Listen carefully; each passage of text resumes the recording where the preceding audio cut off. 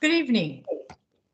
Thank you for joining the City of College Park AARP Livability Action Plan Community Workshop. For anyone who would like to participate in the Spanish version of this meeting, please click the link in the chat.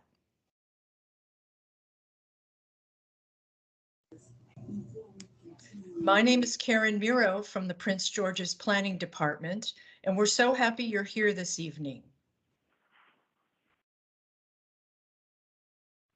Tonight's presentation and visioning activity will all take place in that same meeting. You've made a great decision to be here and offer your contributions and feedback, because while we have a variety of areas of focus in this workshop, we all have a common goal, which is to develop an action plan to make College Park a more livable community for everyone of all ages. Tonight's workshop will help develop a vision and goals for the City of College Park to become more livable and age-friendly, and identify measures needed to meet those goals. This action plan was applied for by the City of College Park through the Prince George's Planning Department's Planning Assistance to Municipalities and Communities program. And we want to thank the College Park Seniors Committee for advocating and initiating this project. For tonight's meeting, we'll start with an overview of the project and progress to date. Then we'll have an activity where we want to hear from you. But first, we would like you all to familiarize yourselves with the Teams platform, so you know how to use the chat function in this meeting. Today's workshop is using the Microsoft Teams virtual meeting platform, so let's take a moment to get familiar with it. Later on in this meeting, we will facilitate a couple breakout rooms to be able to have a discussion in smaller group, and we'll tell you how that works when we get there. If you encounter any issues when trying to access the breakout room during your meeting, our staff will be there to assist you. For the best possible experience today, and so that you get the most out of this meeting, please access the meeting through the most current version of the Microsoft Teams application, Google Chrome or Microsoft Edge. Do not use other web browsers if possible. So let's take a look how you can participate and engage throughout the meeting. Please see the icons at the bottom of your toolbar on the screen. Please turn off your video and mute yourself until called upon. Those are on the left side of the toolbar. If you have a tech issue, you can raise your digital hand or type it in the chat. And so that the meeting flows smoothly and so that we all move towards our common goals, here's a couple of agreements. Use the chat function only when prompted by a facilitator or if you have a burning question. No side chats, please. When you share, please be concise in response to the question. If we need more context from you, we'll ask. And at this point, we don't yet invite a debate, as our intent is to collect as many opinions and points of view as possible. You'll have ample opportunity to provide even more in-depth feedback. So for now, please focus on and share your ideas, opinions, and contributions. We all love technology until we don't. We request that you are kind and patient with each other for any technology-related issues. And now I'm going to hand it over to Martina Meyer, who will get you through a few icebreakers. Martina? Thank you, Karen. Well, hello, everybody. I'm Martina Meyer. I'm a life and leadership coach, and I will be your tour guide for some of the activities this evening. So let's start things off and get familiar with the Teams chat feature by answering a couple icebreaker questions. So this is the time we'll invite you all to open the chat window with a little thought bubble that Karen showed you and that you see on the screen right here. And type into the chat telling us, what is your role in the College Park community? For example, are you a resident of College Park? Or maybe you're an employee of College Park? Maybe you're both. Are you a student or do you have any other role in College Park? Okay, and I see chat starting to come in. Awesome. We have residents and longtime residents. We have a reporter from the Capitol News Service TV. And yes, Colin, this meeting is being recorded, so it will be accessible later. We have more residents. We have somebody from the planning department in the city. We have community members. We have visitors who don't live in College Park, but visit and attend events in the area. Wonderful. Okay, that's awesome. So let's go to the next icebreaker question, and feel free to continue to type in here who you are so that we all get to meet you. And our second icebreaker question is, so if you compare College Park with other communities in the area, especially in the DMV area, how would you grade College Park? How does it compare in livability and age friendliness? So by typing in the letter A for being outstanding, just like a school grade, the C would be average, or an F, an outright failure in your eyes. How do you rate? How do you rate? How do you grade College Park? Okay, we have some C's, B's, D's. So overall, I think the vote is mainly B's and C's, a couple D's along the way. Awesome. Okay, great. And I see some more people typing in, being residents. We have professors from the university, retired professors. Awesome, great. You guys are doing a great job. Thank you for participating. So let's go to the next icebreaker question. Good luck. You know. Next and last question. So for this question, we would love to get your initial thoughts of what's important to you and what from your view would make College Park an even more age-friendly community in the future. And the input that you're going to give us here will feed into our visioning activity that we're doing later in the meeting. So type into the chat, for those of you who just joined and did not get directions of what we're doing, open the chat. You should see a little symbol that looks like a thought bubble, just like you're seeing on the screen. And so we're wondering, what is important to you to make College Park an age-friendly community, or even more age-friendly community in the next 10 years? So with just a word or a phrase or a brief paragraph, give us your input. And what we see is we want some senior communities. We want more sidewalks. We want transportation assistance, support and homeowner maintenance needs. We want a dedicated senior center like we have in other parts of PG County. Outreach is important. I see a lot of comments about sidewalks or more sidewalks. We're looking for more locations for neighborhood senior meeting spaces and options for senior affordable apartments. Wonderful. You guys are great. So please keep these comments coming. And then I turn it, in the meantime, I turn it back over to Karen so that you all get to meet the team. Thanks, Martina. Now you've met me, I'd like to introduce the rest of the project team. So I'm Karen Miro. I'm the project manager from the Prince George's County Planning Department. And from the consultant team, we have Agnes Artemel, who's the project director and principal of Agnes Artemel and Associates. She's joined by Edith Kelleher and Lee Higgins, and Martina Meyer, who is the workshop facilitator tonight. Now I'm going to hand it back to Agnes for the rest of the presentation. Thank you, Karen. And I'm very pleased to be with everyone tonight and look forward to our interaction a little bit later in the presentation. But before we do that, I'd like to acknowledge the reason we're all here tonight. The College Park Seniors Committee, aided by the City of College Park staff members, Terry Shum, the planning director, and Kaisha Barber, who's helping the Seniors Committee. They're all passionate about making College Park age-friendly, and it's their initiative that got this project going. They wrote the application and received the grant that made this study possible. So thank you all for everything you've done for the City of College Park. Now I'd like to turn to a description of our project. As mentioned, I'm Agnes Artemel. I'm with Artemel and Associates, and I've spent a lifetime as an urban planner in the Washington metropolitan area. I'm delighted to be working in College Park on this program.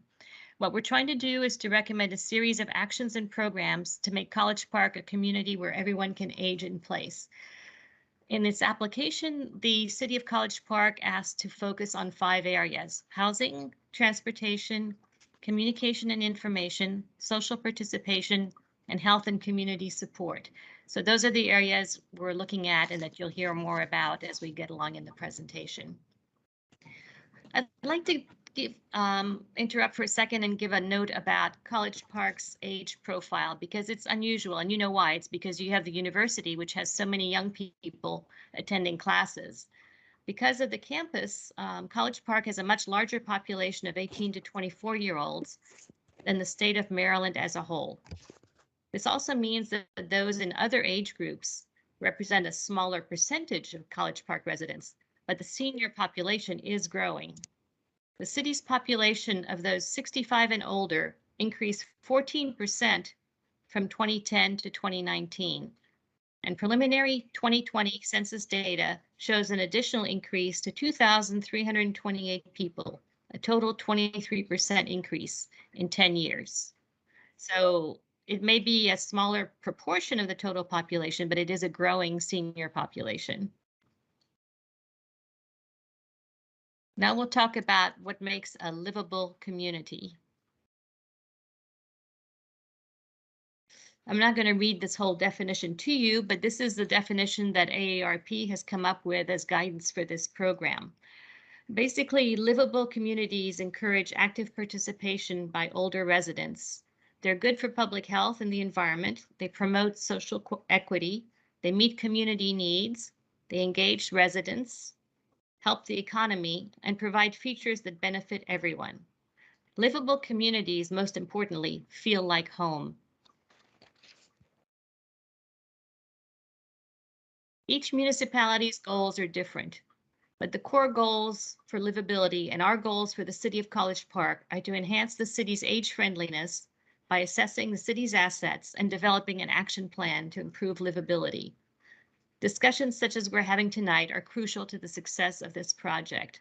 So on this slide and the following one, you'll see some aspects of a livable community: safety, participation, respect, access to transportation and housing, recreation, communications and information, quite a few things. We're looking for all of those things, and we want your input on all of those things to make sure that you'll get the appropriate support, and elderly residents will get the appropriate support if they can no longer look after themselves. Our progress to date is the subject of this slide, and you'll see us in the picture at our walking tour, which was our introduction to College Park and the Seniors Committee and what the issues were. It was very beneficial. We visited the College Park Municipal Airport, the Clarice Smith Performing Arts Center, the Trader Shopping Center, Attic Towers, and Lake Artemisia, and heard from a number of residents and people who work in various organizations in the city. In October and November, we conducted 2 focus groups with the senior committee's help in recruiting participants. We also conducted several individual interviews of county and city staff members. We used all this input to create an asset inventory, which is an interim work product that will be used in compiling our final report and the livability action plan. We also identified organizations that might be potential partners for future implementation of the action plan. And we identified strengths, weaknesses, opportunities, and threats along the way to a more livable community. Now we're going to talk about each of the 5 areas that we studied. So first, I'd like to turn this over to Dr. Lee Higgins, who studied housing. Thank you, Agnes. Good evening, and thank you all for being here tonight. Housing in College Park, of course, is dominated by the University of Maryland, with students comprising about half of the city's population. Students also occupy about half of the students also occupy much of the housing stock, particularly near campus, but also throughout the town, particularly near campus. But investors are currently purchasing single-family homes throughout College Park and turning them into rental units, which is a concern for many residents who see their neighborhoods changing and are experiencing issues with parking and with noise. There are 2 large subsidized apartment buildings for seniors in College Park. Spelman House, a 141-unit privately owned building built using tax credits, which also accepts HUD housing vouchers. And as part of the visit that was done, Attic Towers, a 108-unit building run by the City Housing Authority, which also has substantial capital needs due to deferred maintenance issues. As Agnes mentioned, the population of seniors is growing in College Park. However, the growth is very focused among those between 65 and 75 years old. Those over 75, that population is decreasing in College Park. Now, I'm going to send it back to Agnes to talk about transportation issues. Thank you, Lee. Appreciate that. So we studied all aspects of transportation, and I'm going to very briefly and quickly run through the findings. College Park has had a complete and green streets policy since 2016, but construction to match the policy is a slow process since it's dependent on funding. Sidewalks are inadequate or absent in several neighborhoods, particularly College Park Estates, Yarrow, and College Park Woods. Even with this incomplete system, College Park households take more walking trips than the national average. So congratulations for staying healthy and walking a lot. That's great.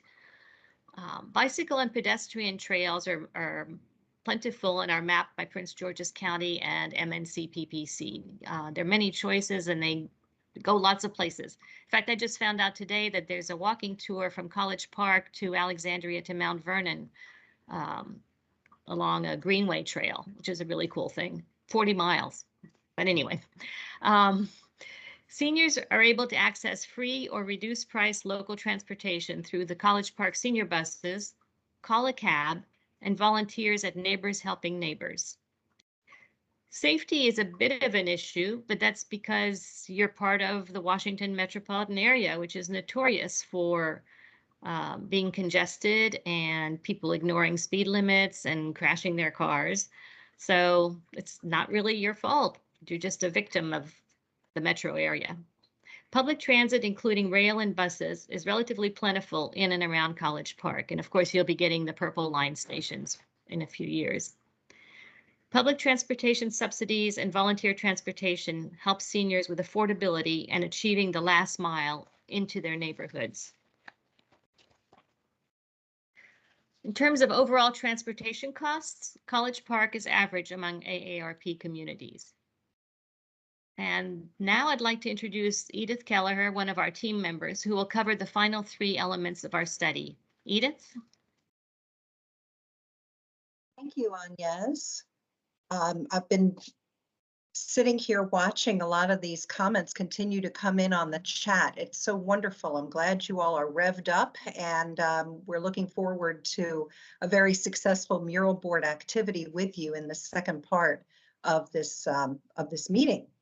And the third element that we studied is communications and information.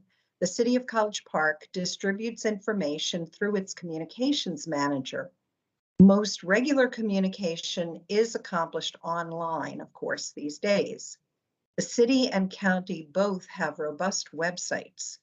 College Park publishes weekly and monthly digital publications with email notifications sent to residents when those are posted. But very few residents have actually opted in to receive the email notifications. College Park also operates a cable TV channel and publishes a 4-page insert in College Park Here and Now, which is a free monthly newspaper, printed, old-fashioned, that can be picked up in various locations around the city.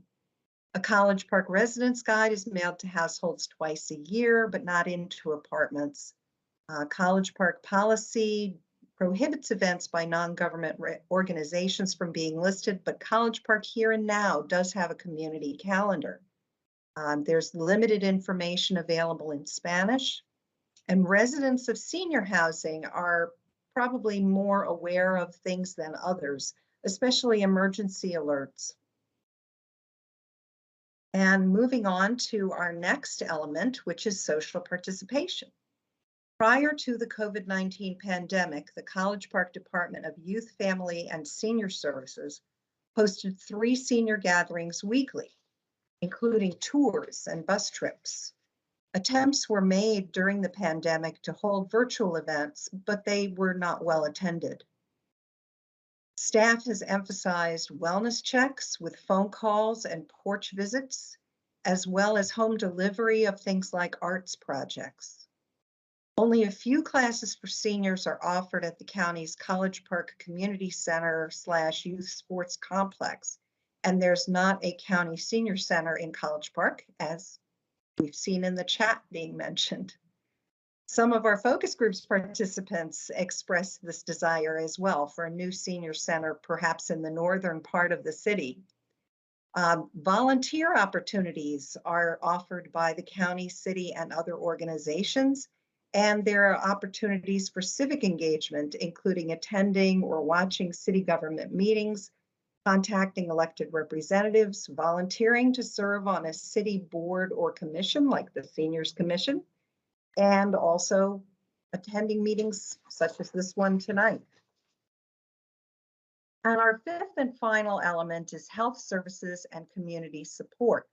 Beginning with services offered by Prince George's County, the Aging and Disability Services Division offers many programs to facilitate aging in place, and the police provide law enforcement safety education and referrals to adult protective services. The City of College Park provides mental health and case management services. And as mentioned, there are a few organized classes for senior physical wellness. And then there are outdoor facilities, Lake Artemisia with its trails, Hollywood Park, Duval Field, and Calvert Hills as examples. The University of Maryland provides several wellness opportunities to seniors, including a golden ID that allows seniors to take free classes and community events like Good Neighbor Day and Coffee with Cops. There is one urgent care facility in the city. AARP scores College Park in the upper third of communities nationwide for proximity to destinations like grocery stores and parks, water quality, and healthcare measures. But then you're in the lower third for crime rate, healthy behaviors, and access to healthcare facilities. Probably that crime rate, again, is, as Anya has mentioned, is due to being part of the DC metro area. So that's it for our presentations. Now we're going to go back to Martina for those fun activities that you've been waiting for. Well, thank you, Edith. That was a great overview. And so in a moment, we're going to go into an activity. And before we do that, let me first share with you what we actually mean by a vision statement and why it's so important that we receive your input here into the vision. So a vision statement must be clearly stated. It must be specific and compelling. It must be timely. We talked about the next 10 to 15 years. That's what we're looking at. A vision statement describes a clear and present need, and it needs to be reasonable and attainable. And so for this next activity, together we will review 5 draft vision statements, one for each of the subject areas of the plan, as well as an overall mission statement. And then we will ask you for feedback on each. And in addition to the vision, we will also develop goals for each of the topics to create that more age-friendly community. And your input that you're providing us with will help us tailor and refine the vision, as well as the goals, so that they really reflect the current and future College Park as a place to live at any age. So our goal for the activity is to be as creative as we can But please understand that budget and resource constraints, of course, do exist. But at this point, we do welcome any ideas, and we will prioritize them later with the team. So our goals and vision statements will include focus on enhancing the availability of resources and programs so that we create a more age-friendly area in all of those 5 topics that you were introduced to. So before we head into discussion the vision statements and goals, I want to invite you to take a little time travel with me. So let's imagine for a moment that I had a time machine available that can transport us right into 10, 15, 20 years from now, where you are now, living in the college park of your dream as a senior citizen in this area, right? And imagine that everything worked out. So we can put the how on hold right now and just imagine that everything worked out. College Park has become the best community that you could imagine, and you absolutely love living there, maybe working there if you are spending some time working in the area. We don't know how it happened, but let's imagine that the stars aligned and the city, pulled together and everything worked out. So if that was the case, where would you live? What kind of a house or building would you live in? And what would be around you? For example, would you live more in a suburban area with some greenery around you? Or would you be close to some walkable amenities? And if that's the case, what are they?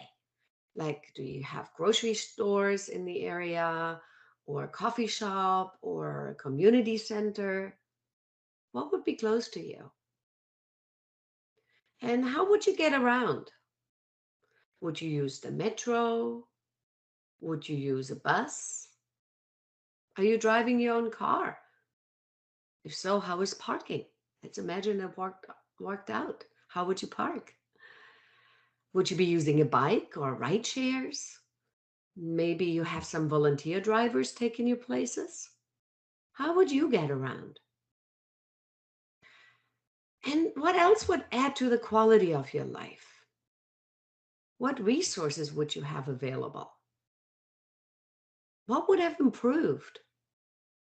Like, for example, would you have more or wider sidewalks? Would there be more bike paths? What about parking, grocery stores? What about the community newsletters, email announcements, activities? Okay, awesome. So in a moment, we're going to go into breakout rooms, and I'll tell you in a moment how that works. But when you're in there, you will be invited to share your thoughts from the vision that you just had. So make some notes if you wish, or if at any time you can also type something into the chat so that it doesn't leave your mind. But the 2 questions we'll be, pondering about is, first of all, will you see College Park reflected in the statements that we share with you? What would you change? And as far as the goals that we're developing, what would you think would help College Park implement the vision that we talk about for each of those 5 elements? So let's talk for a moment how these breakout rooms work. So on the next slide, you're going to see how you can participate. So you'll have access to exactly the same toolbar as you do now. And so the way this activity works, it's really cool. So you will be automatically transported into a breakout room, like in Star Trek. Zach will beam us all into breakout rooms and sort us into it. So you don't have to do anything. All we ask is that you stay in the breakout room until you're brought back to the main meeting. So everything to get you there or back will happen automatically. And if you do encounter any issues when you're trying to access the breakout room, just use the chat to alert our staff, and we will be right there to help you. When you arrive in the breakout room, you will use the same exact icons that you have practiced, especially the raise your hand button and opening the meeting chat. And when your facilitator calls on you, that's the time that you can unmute yourself and actually speak with us. and we'll capture all that you are sharing with us. In the room, you will see a mural board that looks like a big whiteboard where one of our facilitators will start showing you those 5 vision statements, and then we put little sticky notes with your comments onto that board. It's really cool. You can see what everybody's saying right there in front of you. And of course, you have access to the chat. So if typing into the chat feels more natural to you than, raising your hand and speaking, you can do that. And, if other thoughts come to you while you're waiting to be called upon, you can also type the comments into the chat. And before we go in there, I want to just bring to mind those agreements that Karen shared with you. So use the chat mainly to respond to the questions of the facilitator, or if you have a very burning question. Let's avoid any side chat so that we keep the track clean and clear with all the input that we're collecting. As you're sharing, please do just like you've done up until now, be concise in response to the questions. And if we need more context for what we're reading or what we're hearing, we'll ask for it. And again, at this point, we're not yet inviting a debate because our intent is to collect as many opinions and points of views as possible. You will have ample opportunity in the future to provide even more in-depth feedback. And so for now, please focus on and share your ideas, your opinions and contributions. Okay, so with that, I wish you a great breakout session. We'll be in there for about an hour, and I'll see you all back in the main room. So Zach, beam us up. All right, this looks like our group is all set. I'm gonna pop out and then pop right back in. So go ahead and get started. Okay, great. All right, so welcome into our breakout room. So the group will be facilitated by myself, Martina Meyer. So you met me all before. And we will have Zach in the room who will, in a moment, once he makes sure that all the other rooms are set up, he will share his mural board with us. And he will also put stickies on that mural board with your input into our vision. So first, I want to thank you. We really do appreciate your help tonight as we work through this process and to meet the AARP livable action requirements. So we will be talking about six areas and discuss them. So we have about 10 minutes for each area. And as soon as Zach shares his screen, you will see them. It looks really cool. I've had a peek on that earlier. And so the first thing that we're going to do is we're going to take a look at the vision statements that the team has created for each of those 5 elements. So we're going to work on housing first and discuss and see if the vision accurately reflects what's important to you guys. Ah, there we go. See, this is our vision board here, our mural board.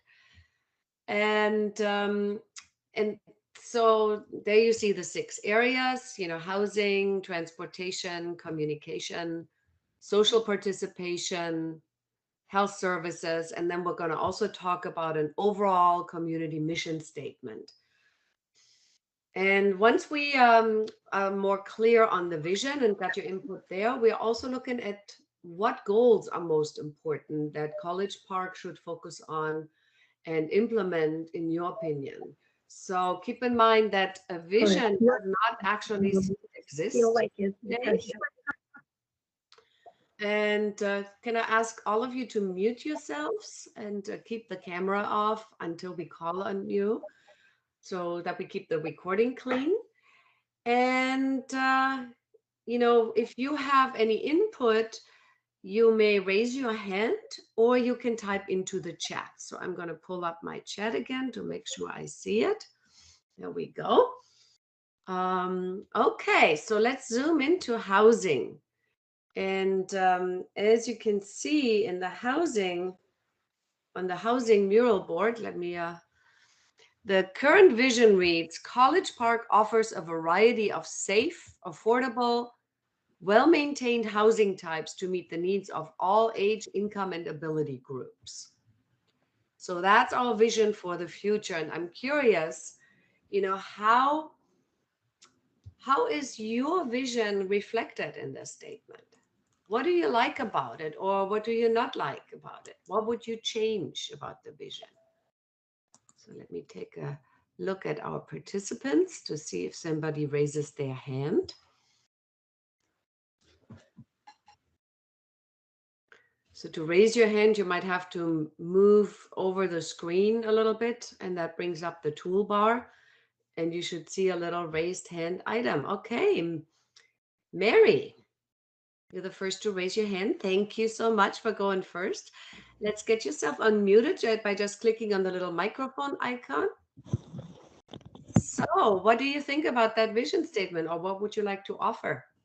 Well, I would like to see in College Park an area very similar to Riderwood, perhaps not as expansive, but where seniors could live in a group type setting in condominiums or very small houses, where they would be supported and they would have access to services such as transportation and cared for if it was large enough by having some on-site medical help also, and that this would be available not so much as a subsidized housing like attic towers, but this would be market rate. People would buy into it. I think there are people in College Park with the finances that could be looking to downsize to something similar to Riderwood within College Park,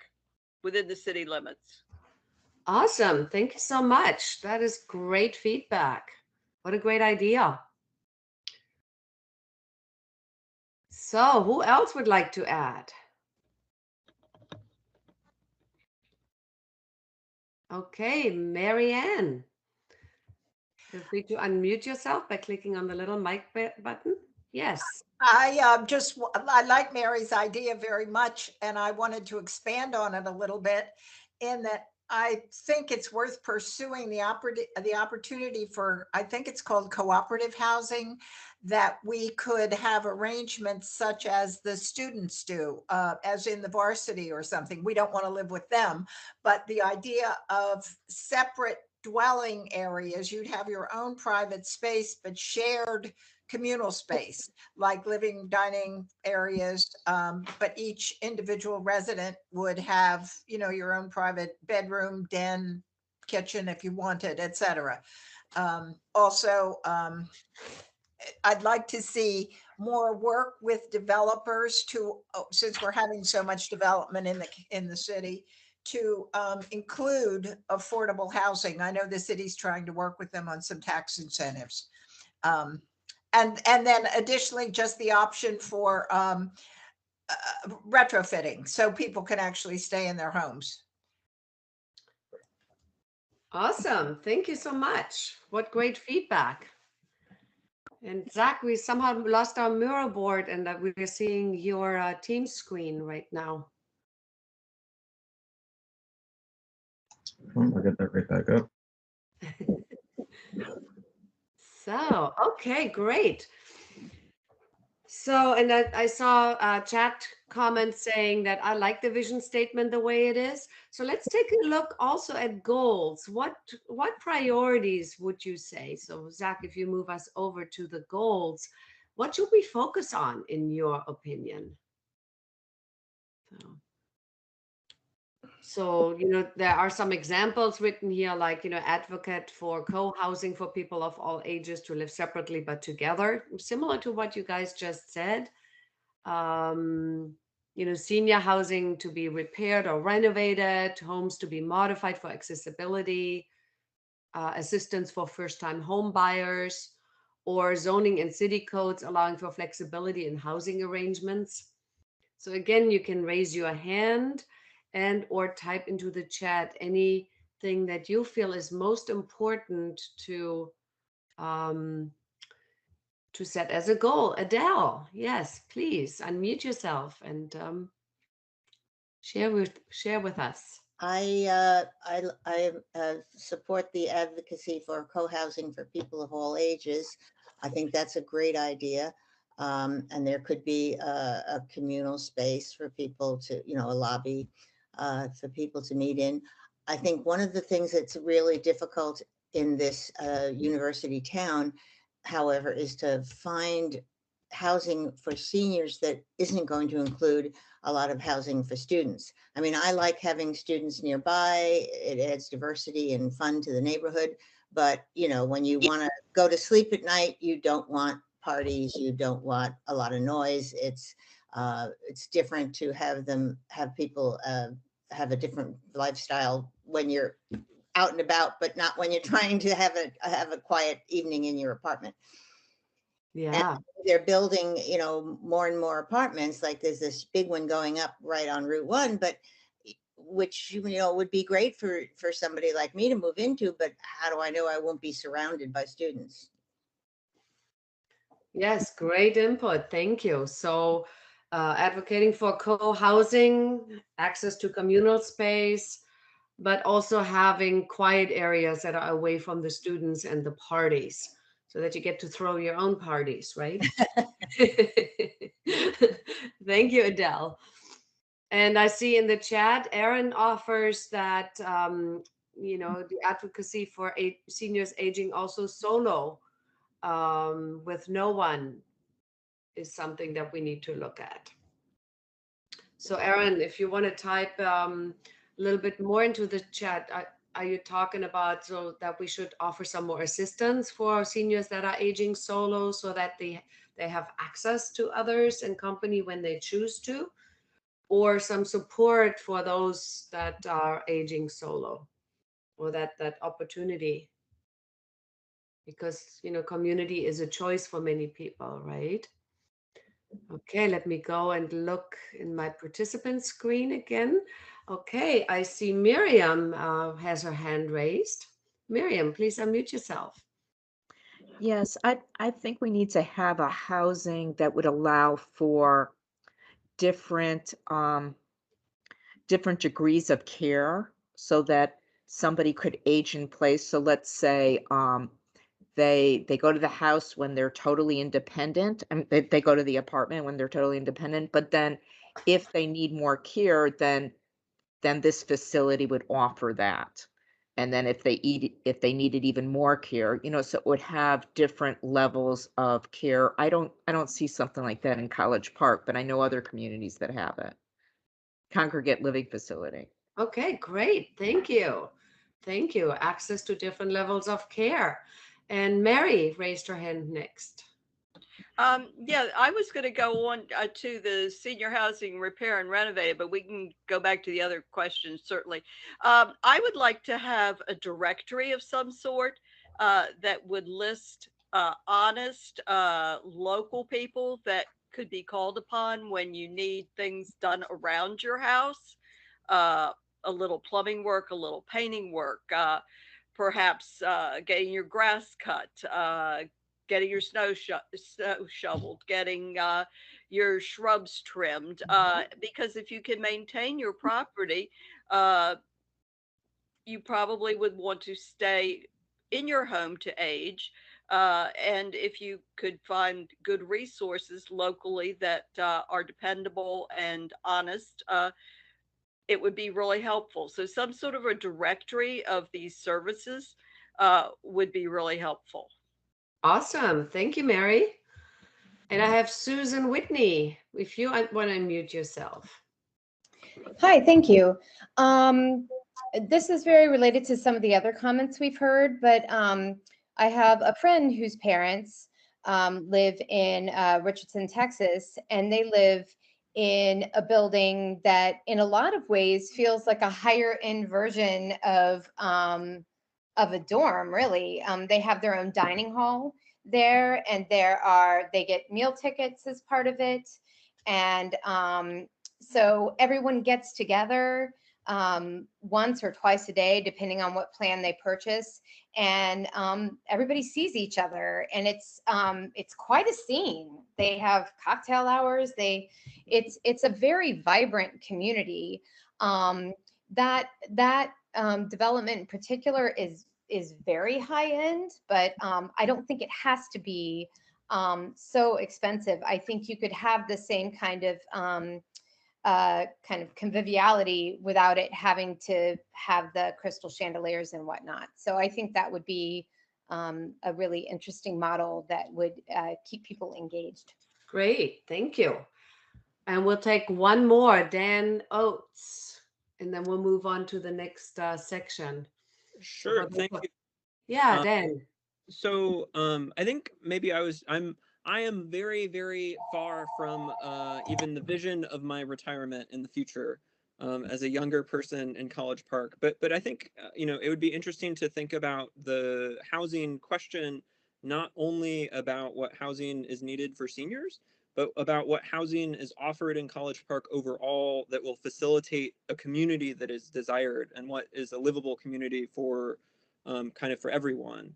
And so I think, thinking about having, some of the things that I like the most in our neighborhood, in my neighborhood, is that it is a multi-generational community, right? It's not just seniors and college students.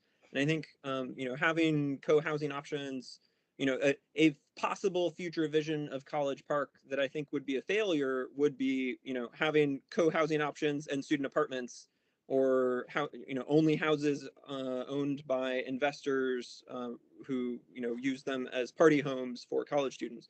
That wouldn't really lead to the community that we're thinking about. So I think the goal here is, to sum it up, is really kind of thinking more about how to foster multi-generational communities, how to foster home ownership and people having a stake in our community, and that requires thinking about housing as a tool for that end. Sorry for my long intervention. Awesome. Thank you so much.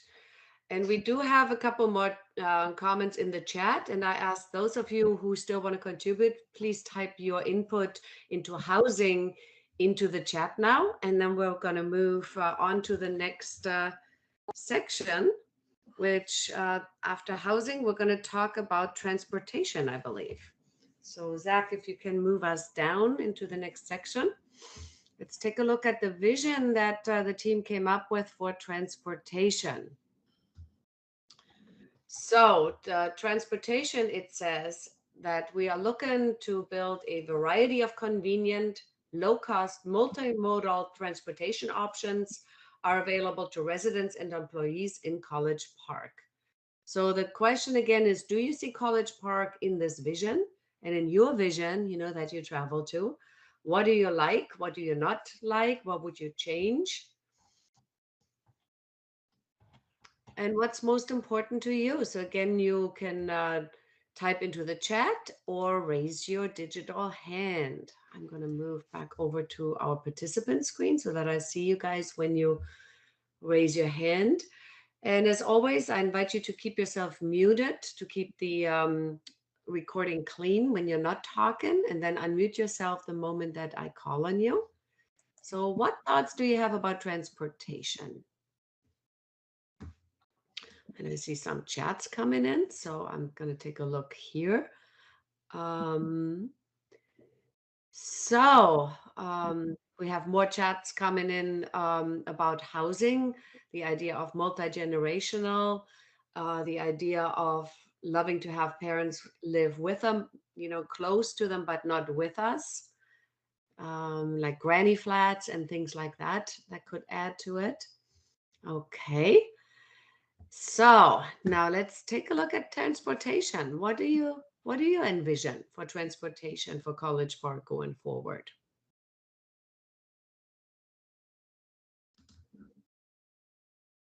Don't all raise your hands at once. So I'm wondering, is that vision, does that reflect what you're seeing?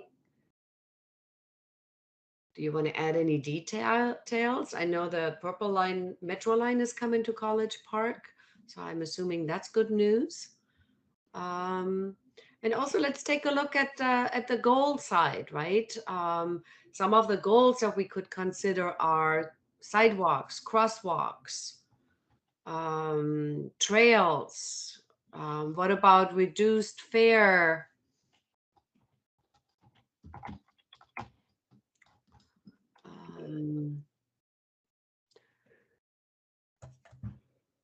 Yeah, we've got a couple of good ones coming through the chat. There's shuttles for great. seniors. We've got more frequent bus routes. That's a good one. Awesome. Awesome.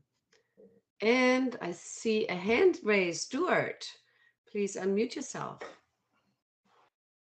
Yes, I wanted to say no cost and low cost. So I would like to see us say no cost and low cost, not just low cost.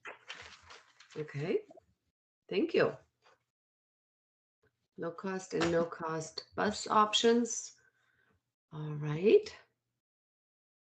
Not just bus options. I would say for any type of multimodal transportation. I think we're just transportation in general. Okay, great. Thank you. Yeah, I guess that would include access to volunteer drivers, ride shares, things like that. So Adele and Bonnie, could you mute yourselves? I'm hearing a little bit of feedback through one of your lines. Or Zach, if you have access to helping, yeah, well, beautiful. Thank you. Thank you so much. Okay, and let me peek into the chat. Okay, awesome. You guys are adding some great comments here. Okay, e-bikes, capital bike share, special fare rates for seniors and no cost would be attractive. Special bike lanes would be a great idea. Awesome. And so if you were king or queen for the day, where would you, what goals would you do first? What's most important to you of all of that? So that we can give some guidance to our planning teams of what's actually the most important thing for all of you. Okay, let me go back to the participants. I see some hands. Tina. Hi, thank you. What I find the biggest issue for me, besides sidewalks, especially in the winter, the lack of sidewalks, is I think what's being called that last mile option. There's a lot, to me, there's a lot of public transportation. I have a lot of options. I just have to be able to get to it. And once it's dark, my car's going nowhere. So I think the last mile options can help us maximize our use of the other public options that are available. Great, thank you. So what would you envision if you were queen for a day? I would envision I could just, like a rideshare program, just, say, okay, I need to get to the metro, or I need to get home from the metro. Can you get me? The rideshare is there and I use it, but I think on fixed incomes, that's a budgetary issue that can be hard to filter in. We have Darlene. Are you still? Did you raise your hand for this one? Okay, Susan. Thank you, Tina. Thank you. Susan has her hand raised. Susan.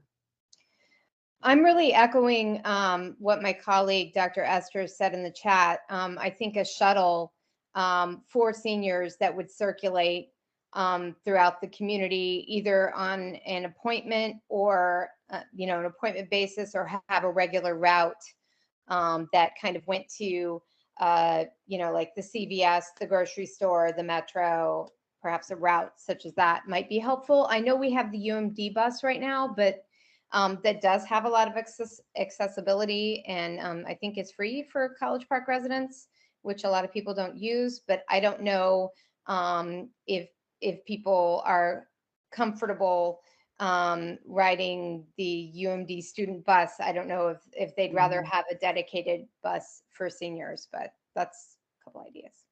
Okay, great. Thank you so much, Susan. Okay. All right. If you have additional comments, please type them, continue typing them into the chat. And then let's move on to communication and information. And let's take a look at the vision statement for this. So the vision statement says, people of all ages receive useful and timely communications from the City of College Park in a format that they can readily access. So again, the question is, does the statement reflect College Park in your opinion? What do you like or not like about this vision? What would you change?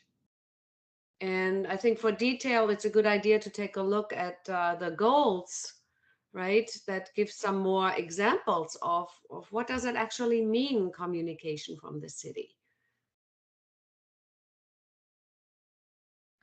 Like, you know, for example, how do you obtain information of what's going on in the city now, and how would you like to? What would you subscribe to electronically, or would you prefer printed forms? Do you feel that city officials are easy to contact, or is this something we need to work on? What about emergency information? Again, you can raise your hand if you like, and I'm going to take a look on what's coming in the chat. Okay, Zach put our next topic in the chat, so we're all ready to go. Communication. How would you like to be informed? If you were king or queen for a day and you get to choose, what would you do?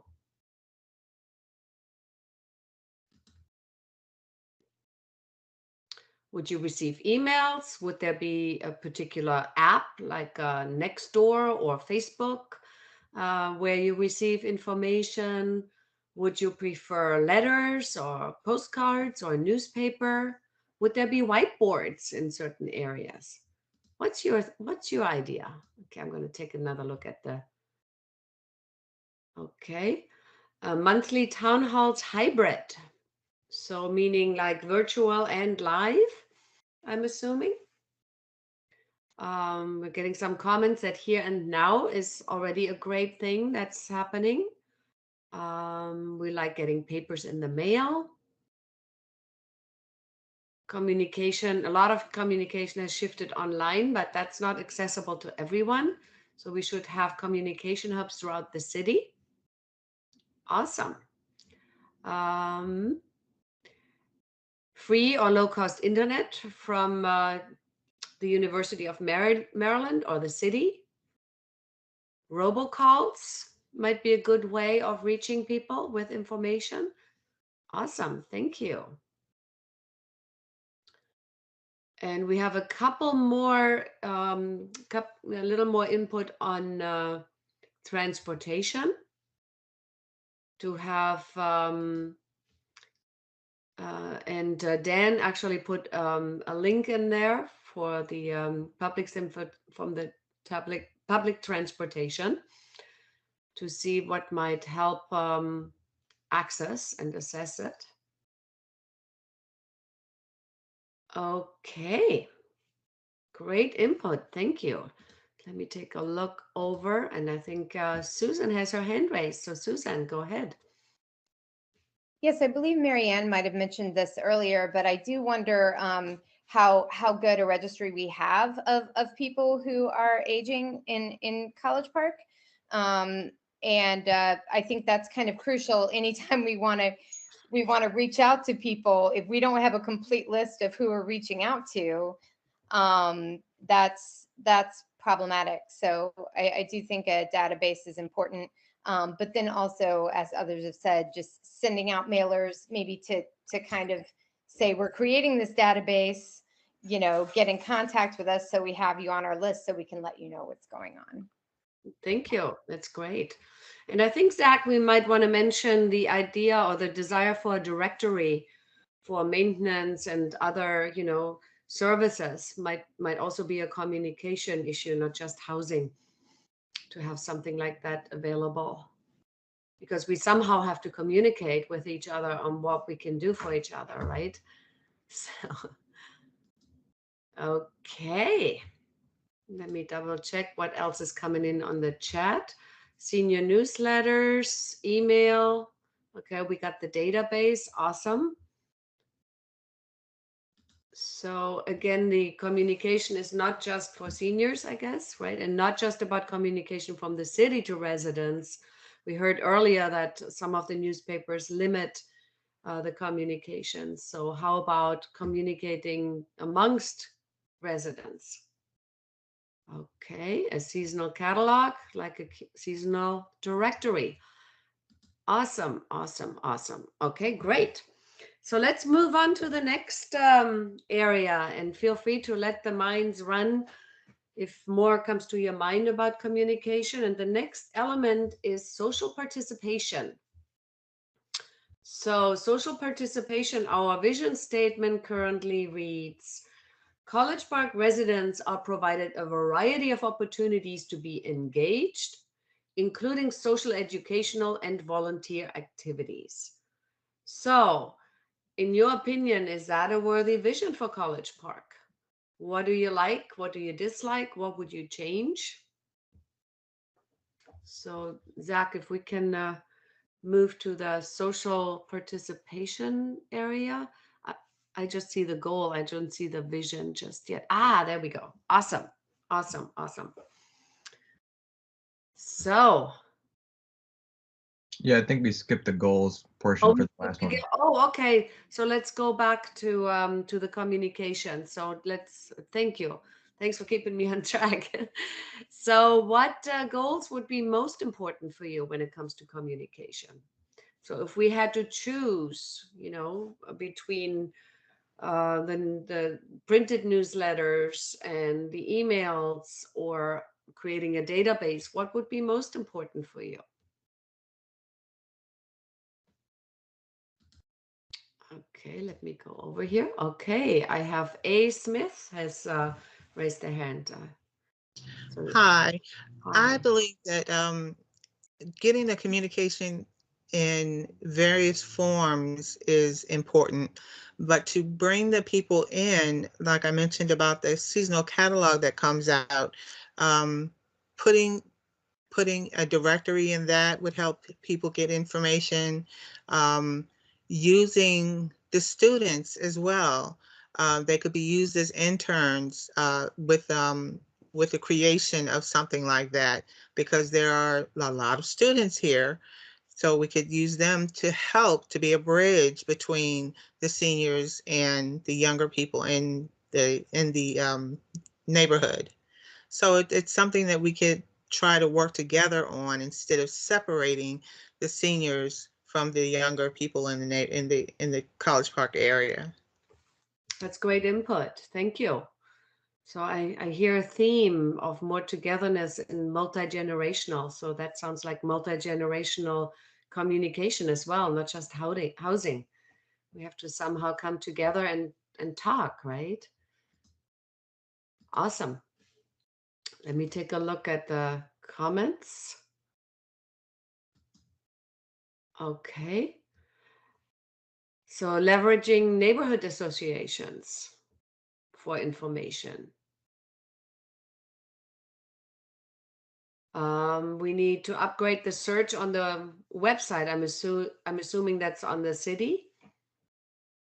That the website is not yet as useful as it could be.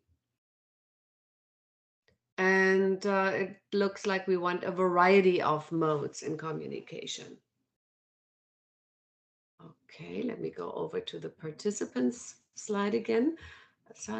Okay, and for some reason it says there are hands raised, but I don't see them on my list here for some reason. Ah, there we go. Okay, Miriam. Yes. So my mother is 88 years old, and a big problem that she has that I think would work really well with the students is that she doesn't know anything about technology, about a computer. She has a smartphone. I'll send her a picture, but she has no idea how to open it. And I think it would be really wonderful if we could have a relationship set up with the students so that, okay, this is what I'm imagining. Okay, let's say, like you said, Queen for a day. Yeah. that would be a desk, okay, so that she could just go there with her smartphone, and then they could show her, like, she has no idea how to do Zoom, or they could show her how to get a picture off. Because believe it or not, okay, what she does, like if she goes to the Apple store, she'll do that. They'll say, "Oh, we can't help you." Okay, which is ridiculous because it would just take them 1 second to help her get the text message from me because I just sent her a picture of, a really cute, Right. her great grandchild. But they say, "No, we're not allowed to. We can't help you." So what she does is she'll drive to CVS and then one of the pharmacists will help her, you know, Yeah. I mean, but it's just because that person is so sweet and personable. But it seems like something like with the students, they could use community service hours, right? So Awesome. if they have Yeah. an equivalent of having the Genius Bar, but they always have a desk so that she can just take her cell phone there and say, I want to see a picture of my grandchild. Can you Yeah. just show me? She doesn't want to take a class. She doesn't want Awesome. to, but Yes. yeah, yeah. I think But that's a great idea. That would probably cover both communication and also participation. So we're right. we're Right, checking right, two right. And then boxes also here. building that student elderly gap. I think that would be a Yeah. beautiful relationship. Yeah, and maybe we'll get some students to stay and build that middle ground community that we talked about. Awesome. Okay, thanks, Miriam. Mary, I see you have your hand raised. Yes, I would like to see us continue the Zoom features for meetings and activities. People can't always get to the meetings, and this would provide them a really good way of staying up to date on the information on things going on in the city. Okay, great. Thank you. Karen Etienne. Good evening. So my mother lives in a small community in the South, and she gets a calendar at the beginning of the year, and it includes different services each month. And so local plumbers and painters pay to advertise in that calendar. And then there are activities that are scheduled throughout the town on the days of the calendar. And so it's just a great resource for her to be able to find everything in one location. So I just wanted to throw that out there. Awesome. Thank you so much. So I think we got some great input on communication. So let's move over to social participation. Since Miriam kind of kicked us off with this idea for the Genius Bar for seniors, which, is both communication and also social participation. So the vision for social participation talks about College Park residents are provided a variety of opportunities to be engaged, including social, educational, and volunteer activities. So again, like before, is this a worthy vision for College Park? Does it reflect what you have in mind for social participation going forward? I think, Zach, we can start off by this idea of having multi-generational engagement. That's what I've been hearing throughout as a theme. So I'm feeling this is true for social participation as well, like the participation between students and seniors and fostering something like that. So what else do you have in mind? Let me see. I've got Susan has her hand raised. Yes, Susan. I would include cultural and travel activities. Great. And perhaps recreational as well. I don't think that's really on that list. Recreational, like walks and bikes and things like that, or? Yes. Yeah, great. So cultural, recreational, travel activities. Awesome. And A. Smith has her hand raised. Next. Yes, I do see the multi-generational link going through everything. That thread is going through everything that I've been reading in the chat.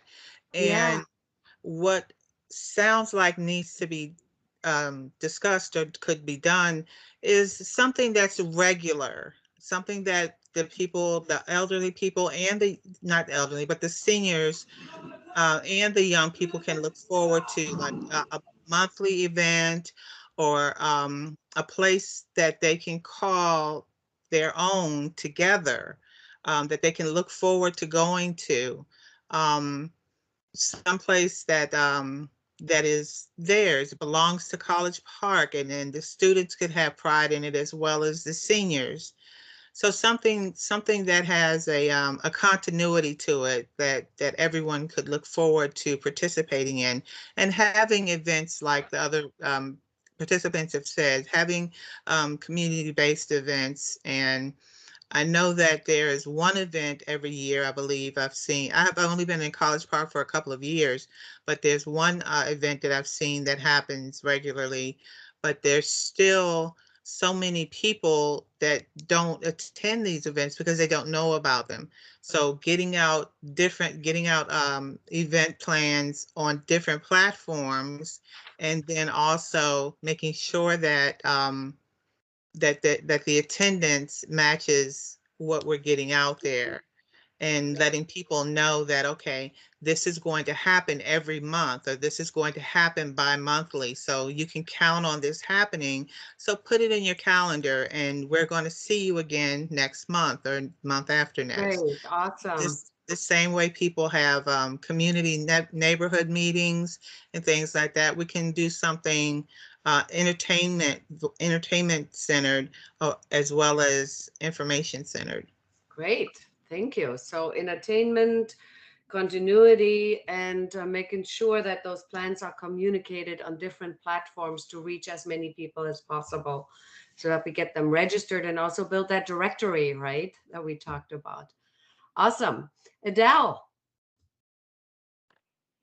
The College Park has a arts exchange program, and it's run almost single-handedly by one dynamic, wonderful person. I would think that if she does so much on a shoestring, I would like to see the College Park Arts Exchange get more support from the city so that it can continue and improve and build on all the events that it currently is engaged in. Great. Okay. So support for the art exchange.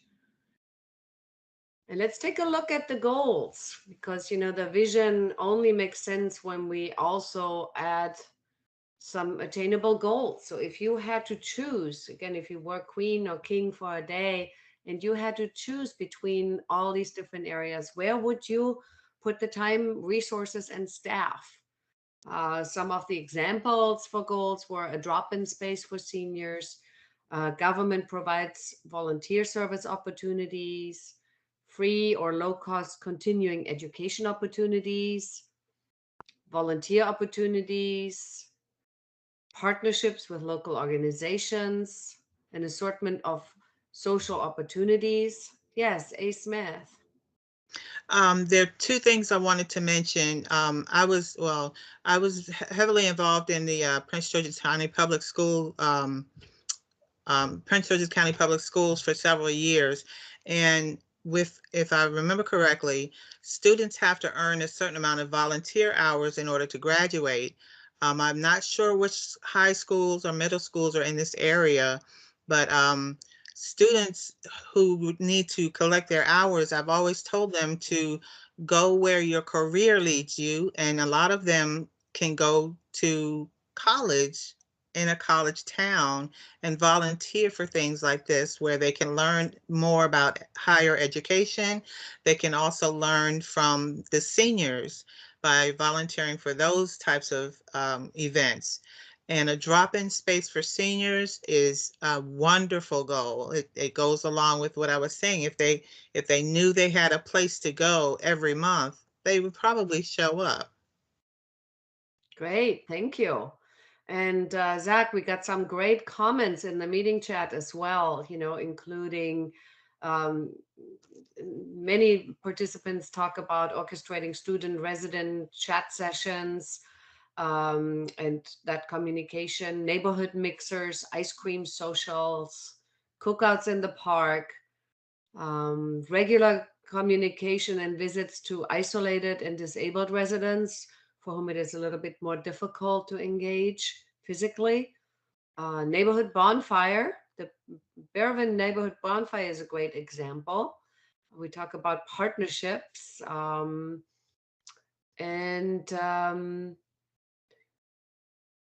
updating, anything that has College Park in its name, that so that it's more easy to engage when you can't reach anybody. Smaller events, not just large events, would enrich the community.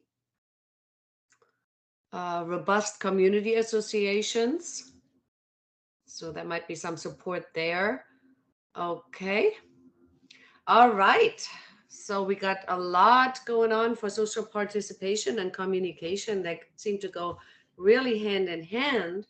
And so let's go to our fifth element, which is health services and community support.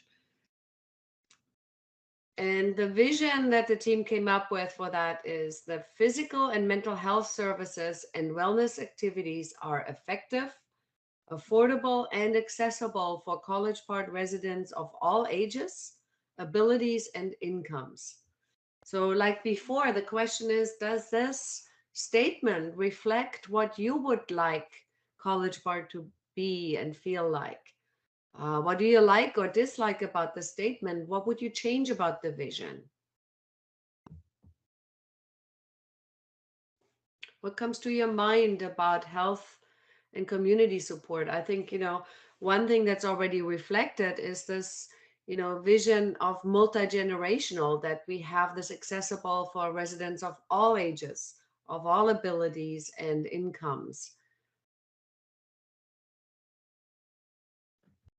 So what do you see for health services and community support in this area?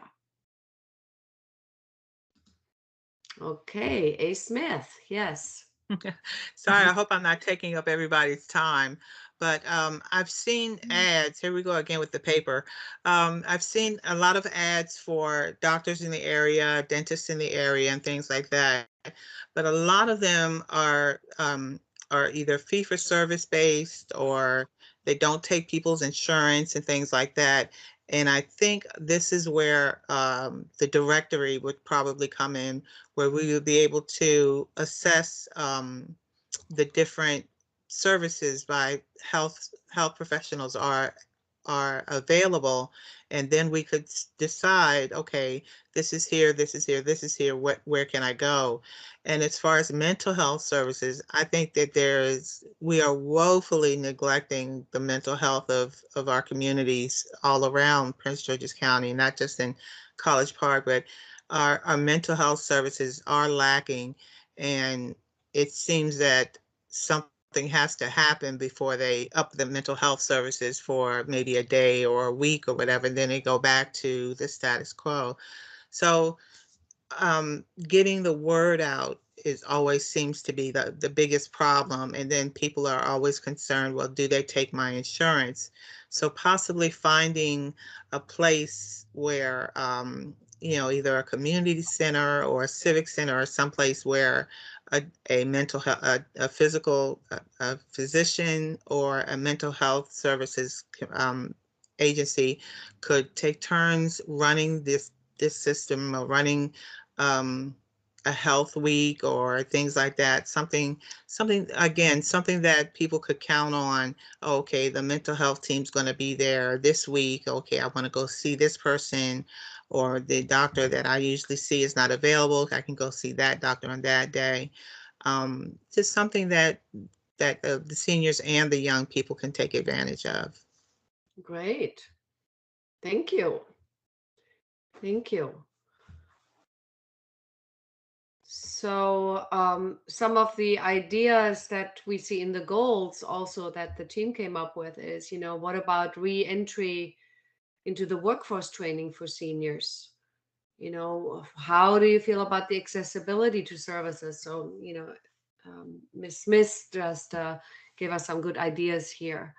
What are age-appropriate opportunities to keep fit? Foto de la cama. Somehow, I'm hearing somebody's comment. Así es la mesa noche de mi mamá. Can you mute whoever is unmuted?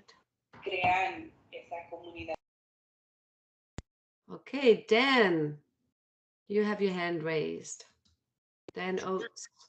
Sure. So I think I was having some difficulty with the vision because I think given where we are now, there just aren't a lot of health services in College Park. And I think a lot of residents have to go to other places. So it's difficult to think, you know, in a 10-year timeline of about getting to that as the, you know, it's to your earlier point about, you know, there's cost and resources and reality. So I was just struggling a little bit with that. You know, I think one of the reasons that there is fewer services is largely because a lot of the population is very young and works with the university. So I think it'd be interesting to see, you know, how the city and the university could try to address health services for the broader community writ large, and see if there might be some partnerships that could enable better services and better access for residents within the city. Thanks. Great, thank you. Do you have any particular health services that you would like to see? You know, is it more like wellness to keep seniors fit and nutrition support, things like that? Or are we talking about, you know, new hospitals or, you know, some kind of a medical center that has a variety of insurance affiliated doctors available? Yeah, I think in the city, the challenge is that in our area of PG County, there's just not good access to a variety of health services, right? From you know, the things that you just talked about to pediatric services as well. So, you know, I think someone would need to do a study to actually make a better assessment of what already exists. Okay. And how to where are the gaps and what do we need to do to fill those gaps. But I think thinking about partnerships in order to do that is interesting. Okay, thank you so much. Adele. Yes, the community center in Lakeland has a gym that's available at a very nominal rate for citizens, but it's very small and it's the only one I know of, and College Park is really big. So I guess I go back to this drop-in center, which I would love to see. I would think that should include a at least small gym with some you know, easy equipment like bikes and treadmills that citizens who went to drop in and hang out could also get some exercise if they wanted to while they were there. Great. So an affordable gym with areas to hang out and potentially events to entice everybody to stay and get fit. Awesome. Martina, we're just getting over time here, so we're gonna have to move on to our last section and give it a couple minutes and then wrap up. Okay, great. Thank you, Zach. Thanks for minding the time. So for those of you who have additional comments, please put them in the chat, and let's review our mission statement here. So the mission statement that the team, as an overall livable community mission statement that they came up with, is the City of College Park is a welcoming community for people of all ages, all abilities, all income groups and fitness levels. And it's a community in which to live, age in place, work, and pursue leisure activities. So again, the question is, does this reflect what you would love to see? And of course, we welcome any ideas on where are the gaps? You know, what would you change? What would you do to, you know, what would you add to the mission? I think the multi-generational aspect is definitely part, the inclusivity that we talked about. Yeah, A. Smith, you've got your hand. I was thinking of something I've seen happen in several areas, creating, getting these people, getting these neighbors together, creating things like mall walks or even neighborhood hikes, just so that people can get to know their neighbors, getting to know not just the youth getting to know one another, but getting getting them to know their older neighbors so they can know, okay, I haven't seen Mrs. So-and-so get her mail for a while, let's check on her. Or even, like I said at the beginning, mall walks where groups of friends would get together and walk around a mall. So it serves, something like that could also serve the community greatly, I think, in getting to know everyone. Yeah. So what do you think of our mission statement? I think it is Putting it all achievable. together. I think it is achievable, but I think a lot of work would have to be done to put some of these things in place. And I see in some of the chats, there are people that I see somebody that says they want to put up a place, put up a something. Anyway, there's there is room for improvement, but I do believe the mission statement is achievable. Great. Anyone else have some input on the mission statement? Which kind of is supposed to tie it all together and give us focus on how we're going, where we're focusing our energies. I think we got time for about one more here, Martina. Okay. I don't see any hands raised. So, but you guys, thank you so much for all the input. And okay, we get one input here from Dan. Change welcoming community to invoke that we should be more continuously working to build community. Okay, great. Building, evolving, awesome. Well, thank you guys. You participated amazingly. And if you have additional comments in the main room, you will see links where you can add to things, because if you're like me, sometimes the best thoughts come the moment that the Teams meeting ends. And we're going to continue to collect your input. So there will be access to the vision board after this meeting. So I want to thank you guys. You did awesome giving all that feedback. So now we'll just wait. Within a few seconds, we will be transported back into the main room. And here we go.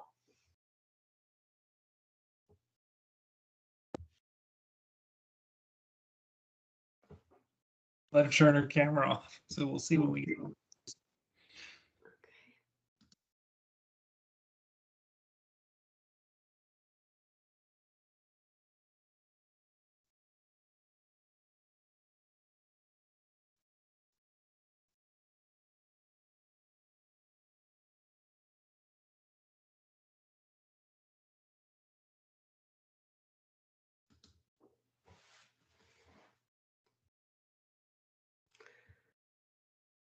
All right, I guess everybody's coming back. So welcome back into the main room, and thank you all so much for your amazing input. You did a great job, and from what I hear in all the groups, there were lively conversations.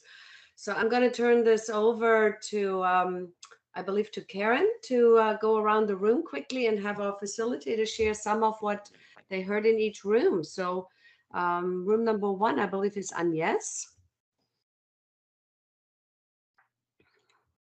Thank you, Martina. So group 1 validated a lot of the things that we had come up with, but they've also come up with some more ideas that we really appreciated. In the housing area, they emphasized maintenance because it's hard to do work on your own house when you're older. And they also said, be careful about changes in income. You know, as seniors move on to Social Security rather than their full-time jobs, they have less disposable income and their needs change. So those are things that should be taken into account in developing programs. They also mentioned a need for adult daycare centers, thought recreation was an important component. It's important for seniors to maintain physical activity, and the plan should find ways to give them opportunities to do that. Another point that was brought up is finding ways to help seniors stay connected. In the old days, like in the happy 50s, there were neighbors who kept a watch on each other, but now everybody's more kind of holed up in their own little world, and it's harder to interact with people. So connectivity personal and social connectivity is very important. And finally, the group emphasized taking into account that people come from different cultures, and so the programs and activities need to be suitable for different cultures. For example, in nutrition, not everyone likes the same kind of food, or they may have cultural biases in food. So all of these are really great points that we need to think about a little harder. Great ideas, and thank you everyone for suggesting these things. Now I'd like to turn it over to Edith to mention what she heard in group 2. Thank you, Agnes. Group 2 had a great conversation, and the feedback is really going to be very helpful. With housing, there was a concern about affordability and also trying to advocate for allowing accessory dwelling units and multi-generational housing, especially with graduate students were mentioned specifically with seniors. And also first-time buyers to perhaps eliminate the requirement that someone work in the city, but that they just want to live in the city to get the assistance. Transportation, there were concern about wheelchair users on sidewalks, blind, different disabilities using sidewalks, ADA ramps. Also that transportation needs to be more environmentally friendly. That was mentioned. Communications was interesting because the group kind of came back to communications at the end. So I'm not sure I'm going to capture everything they said, but that the city of College Park needs to do better outreach to the senior community because not so many are online and they are isolated. And there was a conversation about helping people find out information. And here a senior center was mentioned, that this would be a great informational source. Also to preserve newspapers, not just everything being electronic. In social participation, let's see. Let me see. Well, mostly health services talked about University of Maryland's help and coordination, and also transportation getting to medical appointments. And then in the overall vision, I thought the most important things that were mentioned was also the multiculturalism, the diversity, and that the city of College Park needs to be fun. So lots of activities and fun events. So now I will go over to Lee for his group. Take it away. Well, we had a bit of a technology glitch and I was not able to join my room. I could hear it, but I couldn't do anything else. So I'm going to turn it over to Dan, who did a great job taking up the charge and leading it. Thank you, Dan. You bet.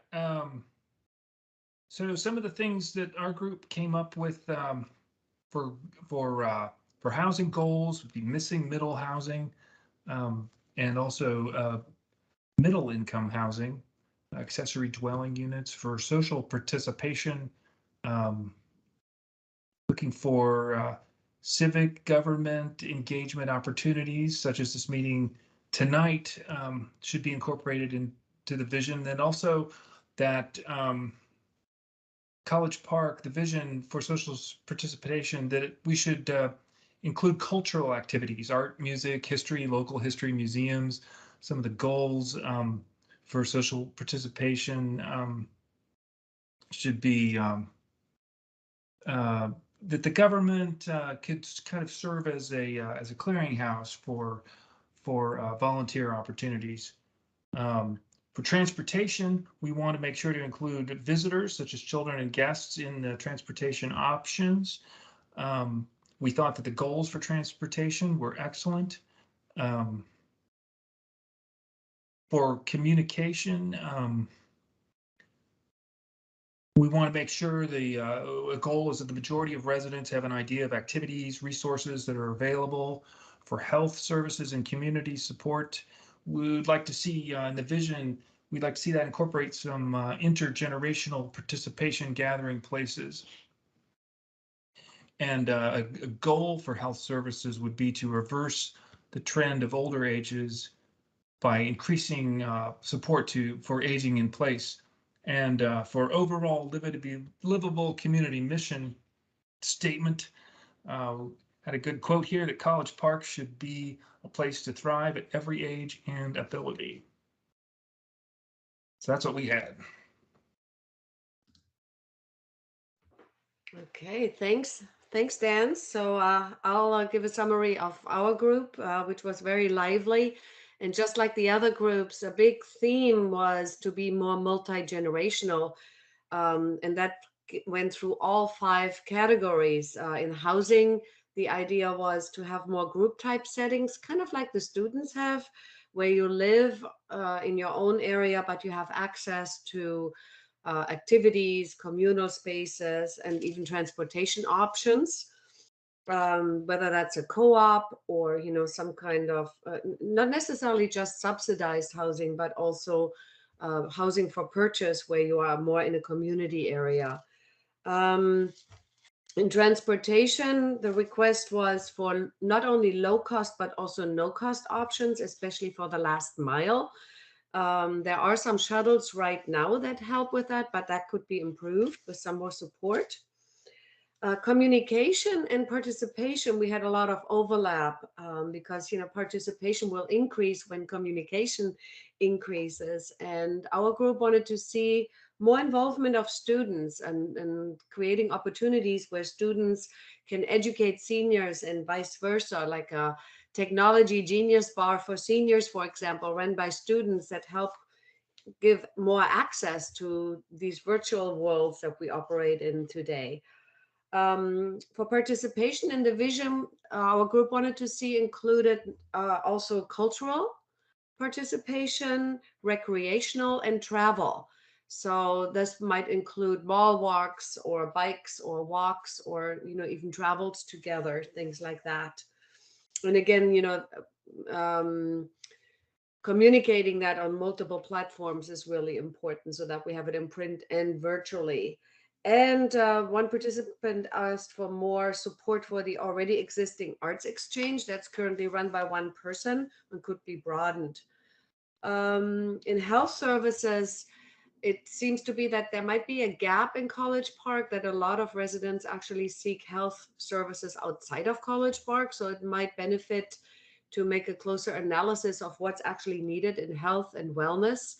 What kind of doctors, especially mental health, was a topic. And could we have community centers that offer activities, especially regular activities and affordable gyms? So, so that was our group.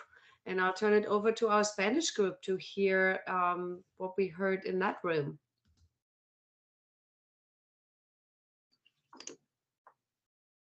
Great. Thank you so much for that. We had a very lively and rich conversation in the Spanish group. Hopefully you all don't mind that I took some notes here, so I'll be looking down for a quick second. But as it relates to housing, looking for tax cuts or incentives for seniors, and additionally for first-time home buyers as well.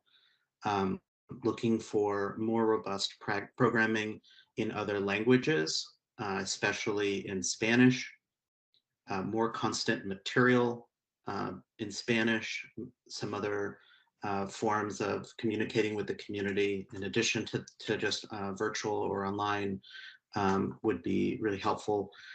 And then as it relates to health, looking for mental health and other engaging social programs for seniors, and for others, for other groups like youth groups or youth involved with seniors as well.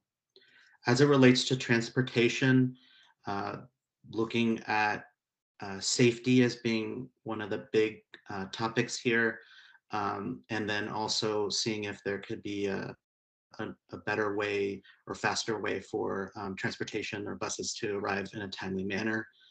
And then in the winter months, there was some conversation around possibly having some heated bus stops. And then moving on to communication, more constant contact and engaging material with the Latino community came up a couple of times, and that was actually a focal point. And then lastly, seeing if there could be some programming for the community on different topics, like, for example, ethnicity, race, and gender topics of all ages. These were all conversations that were had during our group. So thank you all for listening. Awesome. So let's turn it over to Karen to move on to questions and wrapping up our meeting. Thank you, Martina. So we're wondering if anybody in the meeting tonight has any questions for us at this time.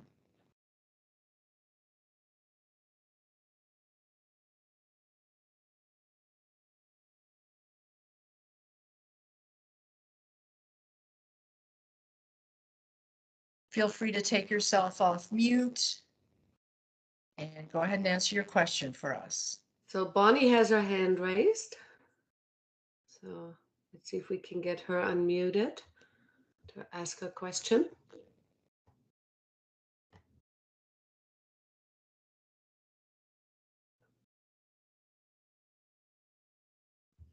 Let me see. Allow mic. There we go. Okay, Bonnie. I hope that I'm. Thank you. It was hard to unmute. My question has been asked, and that is, what are the next steps? That's a good question. And we'll get to that in our next slide. And Joe Thies has his hand raised. Let me see what I can do here to unmute you. Allow mic. Okay, there we go. So I think now you can unmute yourself, Joe. I'm one of the folks who had technical issues. I really wanted to make some comments about the lack of age-friendly housing for people looking to move out of traditional housing appropriate for families to housing more appropriate for older people. And there's no time now to say all those things, but I've been actively looking for a new place, and I realize I cannot find a place in College Park, so I'll have to look elsewhere. But I wanted to at least add that input to the process at some point, however I can do that. That's really important. Thanks for sharing that, Joe. Anyone else have a question or a comment? We have a question in the chat on how AARP figures into this conversation. So could Agnes or someone from her team answer that question about AARP and the age-friendly action plan? Sure. AARP has created the age-friendly communities, well, the Livable Communities program, which includes the age-friendly communities. And College Park was accepted in the network of age-friendly communities when it made an application a couple of years ago. So AARP has done a lot of research on things that would help communities become age-friendly, and they've also analyzed every community in the US practically and assigned scores for how they rank in age friendliness. And that helps illuminate which areas communities are doing well in and which ones they need to work a little bit harder. So they've really done a huge framework for this kind of analysis and provided a lot of resources. So since College Park is accepted in the network, the next thing it does is to prepare an age-friendly action plan, which will include which will reflect a lot of what we talked about tonight and prescribe some ideas for age friendliness. And then it will be in partnership with AARP to try to start implementing these things, identifying resources and partners and how to move forward on these ideas. I hope that answered it. Terry Shum and Kaisha Barber can help you if you're in College Park. They're on the staff of College Park working on this project and worked on submitting the application. So those are your local resources. I hope I answered that. Thank you, Agnes. Any last questions before we move on to the next steps?